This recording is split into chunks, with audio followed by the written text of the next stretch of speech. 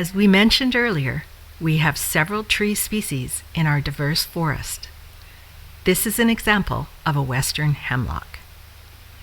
Hemlock is the most common tree in our area and has the smallest cones of all the trees with needles. There is a story we like to tell about how hemlock got its cones from Mother Nature. A long time ago, when Mother Nature was handing out cones to all the trees, she asked all the trees to line up in order to receive their cones. Hemlock thought it was quite an important tree and wanted the biggest cones, so it butted into the front of the line. Mother Nature saw this and sternly ordered Hemlock to the back of the line. Hemlock ended up getting the smallest of the cones, and to this day it hangs its head in shame and sadness for trying to butt in line.